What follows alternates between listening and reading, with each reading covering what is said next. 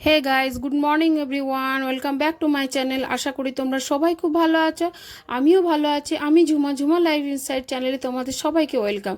আর যারা যারা আমার চ্যানেলটি সাবস্ক্রাইব করোনি, প্লিজ সাবস্ক্রাইব করে দিও, লাইক করো, আর তোমার ফ্যামিলি মেম্বারদের কাছে আমার ভিডিওটি শেয়ার করে দিও। আর আমার ভিডিওর যে বেল আইকনটি আছে ওটা অবশ্যই টিপে দিও, যাতে আমার ভিডিও নোটিফিকেশনটি তোমাদের কাছে পৌঁছে যায়। আর এখন সন্ধেবেলা, আমার সন্ধেবেলা যেভাবে আমি আজকে ভিডিওর টাইটেলটা দিয়েছি সেভাবেই কাজটা করছি, তোমাদেরকে দেখাচ্ছি যে সন্ধেবেলায় আমি কিন্তু অনেকটা কাজ গুছিয়ে নিচ্ছি। কারণ আমি কদিন খুবই অসুস্থ হয়ে পড়েছিলাম, তারপর ছিল ছেলের বার্থডে, কাকুর ছেলের বিয়ে, বিভিন্ন কারণে আমি ঘরের দিকে একদম নজর দিতে পারিনি। তাই ঘরটা খুবই আগোছালো হয়ে গেছে। ঘরটা যেহেতু ছোট ঘর, তাই সত্যি খুবই বেশি একটু নোংরা হয়ে গেলে একটু বেশি আগোছালো লাগে। ওই জন্য ঘরটা পরিষ্কার অতটা ছিল না, যদিও আমি এখানে ছিলাম না, তবুও যখন এলাম তারপরে ঘরটা এখনও পর্যন্ত সেভাবে গোছানো হয়নি। আর এদিকে বাসনও হয়ে গেছে এখন অনেকটা, কারণ চা খেয়েছিলাম। চায়ের বাসন, টিফিন বাসন, দুধের হাঁড়ি, এসব নিয়ে অনেকগুলোই বাসন তৈরি হয়ে গেছিলো। দেখলাম এগুলো ধুয়ে নিই, কারণ সে একা হাতেই তো করতে হবে, আমার কোনো হেল্পিং হ্যান্ড নেই, আমি নিজেই করি। তাই বাসন আর এই কাপড় জামা, এই দুটো আমার কাছে খুব বিরক্তির ব্যাপার। এগুলো গুছাতে গুছাতে আমার খুব বিরক্ত লাগে, কিন্তু সংসারের কাজ তো করে যেতেই হবে, এটা তো কোনো উপায় নেই। তাই বাসনগুলো ধুয়েও নিলাম। আর অনেকগুলোই কাজ পড়ে আছে, তো সেগুলো আস্তে আস্তে গুছিয়ে নিচ্ছি। এই যে রান্নাঘরের জিনিসপত্রগুলো আনা হয়েছিল, ওগুলো আমি বেশিরভাগ দিন রাত্রেবেলায় গুছিয়ে নিই, কারণ সকালে অতটা আমার সময় হয় না। ওই যে বললাম আমার কোনো হেল্পিং হ্যান্ড নেই, সকালে আমার একার দ্বারা এতগুলো কাজ করা, তার মধ্যে এসব গুছিয়ে রাখা সম্ভব হয় না। তো রাতের দিকে গুছিয়ে রাখলে কি আর সকালে সময় মতো হাতের কাছে পেয়েও যায়। আর তোমাদের দাদাভাই ও আমার অনেক হেল্প করব বললেও কোনো উপায় নেই, কারণ ওর তো ব্যবসা, ও নিজের ব্যবসা সামলে আর সংসারের জন্য অতটা সময় ও দিতে পারে না। আর এদিকে আমিও অসুস্থ মাঝে মাঝে হয়ে পড়ি, কারণ 1 বছর আগে আমি খুবই অসুস্থ হয়ে পড়েছিলাম। তখন প্রায় আমার 17-18 কেজি ওজনও কমে গেছিলো, কারণ অসুখটা এমনই হয়ে গেছিলো। তারপরে ভালো হয়ে গেছে, কিন্তু তার একটা রেস রয়ে গেছে। একটু অনিয়ম বা এদিক ওদিক হলেই আবার আমার একটু শরীর মাঝে মাঝে অসুস্থ হয়ে পড়ে। তখন খুবই বিভিন্ন কারণে বিভিন্ন মানে সমস্যা দেখা দেয়। তো এখন ভালোই আছি, ওই জন্য দেখলাম যে না, সংসারের কাজগুলো একটু গুছিয়েই নিই। আর আমার এই রান্নাঘরে কৌটো বাটাগুলো আমি এখনও সেইভাবে কিনতে পারিনি, কারণ আমার এই ঘরটায় 1 বছরই হলো আসা। ততক্ষণ আমি আর কিচ্ছু করতে পারিনি, কারণ ওই যে সেট করে জিনিসগুলো, কৌটোর একটা সেট বানাবো, সেইগুলো আলাদা আলাদা জিনিস করে রাখবো, সেটা এখনও হয়ে উঠতে পারেনি। আসলে আমাদের মধ্যবিত্ত সংসার, তো সবটাই আমাদেরকে দেখতে হয়, কারণ মধ্যবিত্তদের সব দিকে হাত দিলে চলে না। ছেলের পড়াশুনো আছে, আবার এমনি খরচাপাতিও প্রচুর বেড়েছে। এখন একটা বিয়ে লাগা মানেই কি বলো তো, গিফট ছেড়েও আমাদের নিজেদের প্রচুর খরচা হয়ে যায়।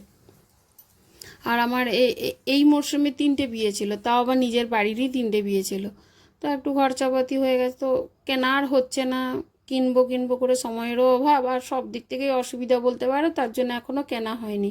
আর এই যেহেতু আমি নুনটা ঢাললাম, তাই তোমাদেরকে একটা কথা বলে রাখি, হয়তো অনেকেই জানো, কিন্তু যারা নতুন, আমার থেকে ছোট যারা নতুন সংসার করছো, তাদেরকে বলে রাখি যে সংসারে না, নুন কখনো কম হতে দেবে না। যখনই দেখবে নুনটা বা হলুদটা কম হয়েছে, নুন আর হলুদ এই দুটো যখনই কম হয়েছে, তখনই তাড়াতাড়ি আনিয়ে রেখে দেবে। এগুলো বাড়ন্ত হওয়া উচিত, মানে সংসারের পক্ষে ঠিক নয়।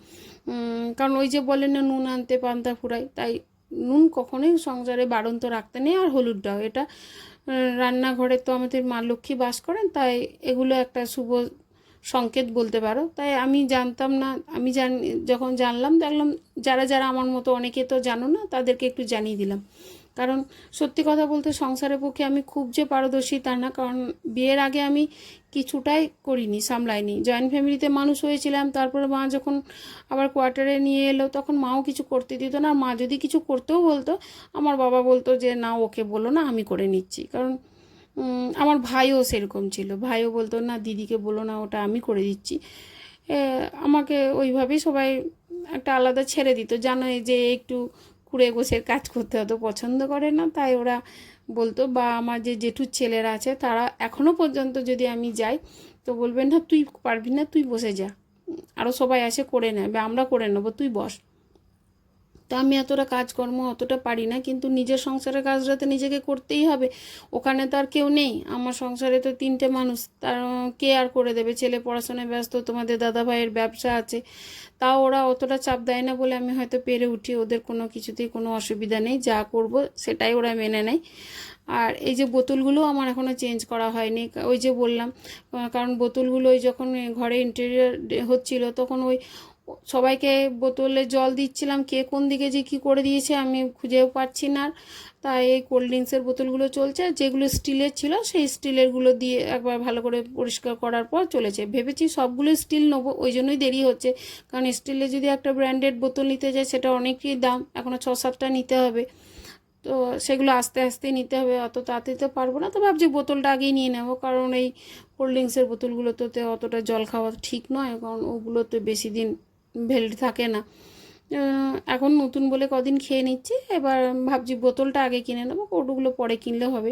আর এই যে দেখছো, এই যে 4-5 দিনের কাপড় জামা সব এই ঘরটাই জমে আছে, কারণ এই ঘরটায় আমরা কেউ শোই না, গেস্ট এলেই শোই, কেউ এই ঘরটা সেরকম ঢুকিও না।